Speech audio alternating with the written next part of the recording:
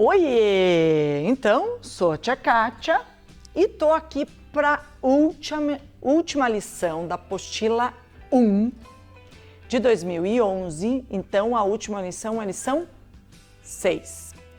Esse é o canal dos Guardiões do Reino. Dá um like, se inscreve, compartilha. Compartilha para você poder ser bênção na vida de alguém. Porque não é porque eu tô aqui, mas é porque a palavra de Deus é viva e eficaz. E ela sempre fala no nosso coração, tá bom? Então, não esquece. Lembra de compartilhar com alguém. Pega a sua Bíblia de papel. Já falei milhões de vezes, vou falar mais milhões. Você precisa ter domínio sobre esse manual. Você precisa saber como ele funciona, porque é ele que vai conduzir a tua vida, se você fizer uma escolha de andar com o Senhor Jesus. E o desejo do nosso coração é que você realmente faça essa escolha. Na aula passada a gente falou de profecia do Messias. E nessa aula a gente vai continuar um pouquinho falando sobre isso, porque Deus faz tudo perfeito, né? A hora que você começa a ver todo o caminho, todo o plano de salvação, desde a saída do Jardim do Éden, todo o caminho que Deus faz com esse povo e que Deus fala sobre a profecia, que Deus fala sobre o Messias, você se espanta, porque é extraordinário. Mas ainda, além de tudo isso, ele mandou antes de Jesus alguém para proclamar a vinda do Messias. E olha que coisa extraordinária. Maria é engravida de Jesus, o anjo fala com ela, ela é engravida e o anjo diz: e a tua prima, Isabel, que ela é estéril, o que é estéril? Não podia ter filhos. Já tinha muita idade, eu não vou dizer quantos anos ela tinha, porque eu não sei, mas com certeza mais de 50. Então, vocês conhecem alguém que engravidou com mais de 50? Não, porque realmente é difícil. Deus não planejou o nosso corpo para isso, né?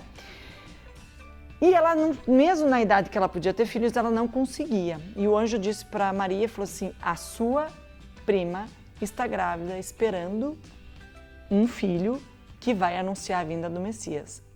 Oi, Deus planejou isso ainda.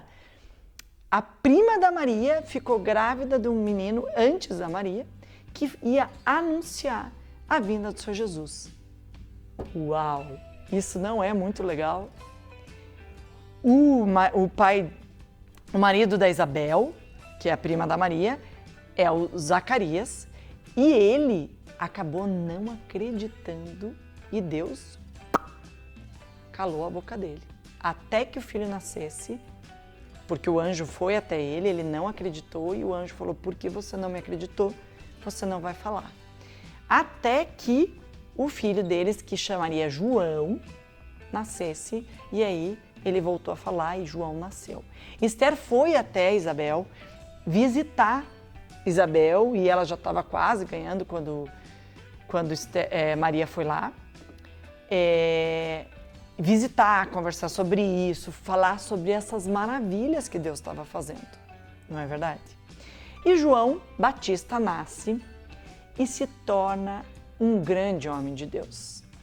E se você ler agora nos evangelhos, mostra que João Batista foi para o deserto e ele anunciava a vinda do Messias, ele anunciava para que as pessoas se arrependessem dos seus pecados. Mas como eu falei da outra vez, naquela época eles esperavam a vinda do Messias para salvar eles do domínio romano. Por causa do pecado do povo de Israel, em muitas situações, se você ler todo o Velho Testamento, em muitas situações, Deus permite que um outro povo domine Israel. Foram os babilônicos, foram os persas, foram os sírios, foram o povo egípcio, lembra? Quando eles saíram do povo da terra do Egito. Então, foram muitos que dominaram eles. Aí, quando eles se arrependiam, Deus livrava eles. E muitas vezes, Deus mandou uma pessoa para livrar. Então mandou Moisés para livrar eles do Egito, mandou Sansão para livrar eles dos filisteus. Então, em várias situações da Bíblia, né, da história do povo de Israel, Deus manda pessoas para salvá-los desse povo. Mas Jesus não veio para salvar eles do domínio romano, dessa questão política. Deus veio para salvar eles deles mesmos. do pecado. E o povo de Israel não entendeu isso. Porque como tinha uma história, ele achava que era outra coisa. Que o Messias vinha para salvar eles do domínio do povo romano. Mas, gente, os outros que salvaram Moisés, Sansão e tantos outros que vieram para salvar Neemias, Esdras, que reconstruíram a cidade de Jerusalém, o templo, não venceram a morte. E eles vieram de fato para salvar eles desse domínio de um outro povo, não é verdade? Mas Deus já vinha falando que o Messias vinha para fazer uma outra coisa. Na aula passada, a gente viu que ele ia se chamar Conselheiro, Príncipe da Paz, Deus Todo-Poderoso. A gente viu em Gênesis, né, que ele ia pisar na cabeça da cobra. A cabeça da cobra não era o povo romano. Quem era a cobra no Jardim do Éden era o próprio Satanás. Então, Deus vinha já mostrando isso, de que isso ia acontecer desta maneira. Mas o povo não creu. E vou te dizer uma coisa, que bom. Sabe por quê? Porque eu e você tivemos a oportunidade de poder aceitar Jesus, porque o povo de Deus o rejeitou. E aí, nós somos filhos adotivos, porque o povo de Israel é o principal que Deus escolheu.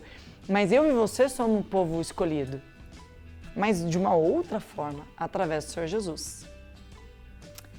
Ok? Então, que coisa extraordinária que Deus fez. Mandou João Batista falar do Senhor Jesus. E eu quero que você decore Lucas 3, 16, e a gente vai ler agora Lucas 3,16, que ele diz assim: João tratou de explicar a todos: eu, na verdade, batizo vocês com águas, mas vem aquele que é mais poderoso do que eu, do qual não sou digno de desamarrar as correias das suas sandálias. Ele os batizará com Espírito Santo e com fogo. Esse é o versículo que vocês vão ter que decorar. Mas olha o que João Batista está falando aqui. Ele está falando o seguinte, que ele está anunciando e batizando com águas quando alguém se arrepende, mas quem vai encher a gente com o Espírito Santo era o Senhor Jesus. Porque ele veio, venceu a morte, subiu aos céus e ficou lá do lado do Pai e mandou o Espírito Santo para encher o nosso coração. Vocês entendem, então, que o único que poderia mandar o Espírito Santo era o Senhor Jesus. Mas ele tinha que fazer tudo o que ele fez, falar da salvação, falar do arrependimento dos pecados, mas João Batista veio anunciar ele, né? Falar do arrependimento dos pecados, morrer na cruz, ressuscitar, subir aos céus, para daí o Espírito Santo poder descer e encher nosso coração. Para daí o véu se romper. Porque o que era esse véu? Quando Adão e Eva pecaram, nós não podíamos mais falar com Deus. E quando Jesus morre na cruz, porque ele é o Cordeiro Santo que tira o pecado do mundo, o véu se rasga. E aí nós podemos falar automaticamente com Deus, porque Jesus é nosso advogado. A gente fala através dele, porque ele pagou o preço do nosso pecado. Ele resolveu o nosso problema. E aí a gente pode falar diretamente com Deus. Então, olha como Deus é perfeito, ele fez tudo funcionar do jeito perfeito. Os outros profetas anunciaram a vinda do Messias, João Batista anuncia a vinda do Messias e anuncia o arrependimento. Ele batiza nas águas e aí vem Jesus, faz todo esse processo, vence a morte e manda o Espírito Santo para nós. Então, quando a gente nasce de novo, é o nosso espírito que nasce de novo, é o Espírito Santo que entra em nós e nasce de novo. Porque quando Adão e Eva pecaram, nós somos corpo, alma, então corpo, alma, nossos sentimentos e espírito. E esse espírito, quando a gente pecou, ele morreu. Ele morreu, a gente estava longe de Deus. a gente não escutava mais a voz. É como se fosse a nossa consciência. E aí, quando Jesus faz todo esse processo, né, todo esse sacrifício tão doído, o Espírito pode vir e renascer em nós.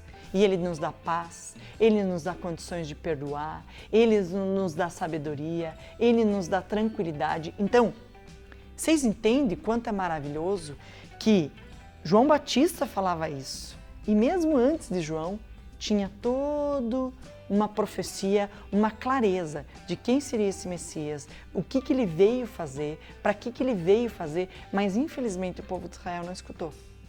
E que bom que se você já fez a escolha de andar com o Senhor Jesus, você escutou. Mas até hoje tem tanta gente que não escutou, que Jesus veio para salvar você e a mim de nós mesmos, do nosso pecado, da nossa transgressão, da nossa vontade de só fazer coisa errada. Porque se você pensa na tua vontade só faz coisa certa? Infelizmente não. E muitas vezes nós somos escravos da nossa vontade. E Jesus veio para nos salvar disso. Não dos romanos, não da política, não das coisas ao nosso redor, mas de nós mesmos, para que a gente possa se prostrar diante dele e permitir que ele fale no nosso coração. Gente, hoje era isso. Eu tô tão feliz de poder estar com vocês. Então acaba hoje a apostila 1, tá bom? Daqui um tempo vai vir a apostila 2 e a gente vai ter outros EBDs. Guarda isso no seu coração, na sua mente. E um beijo e até a próxima aula.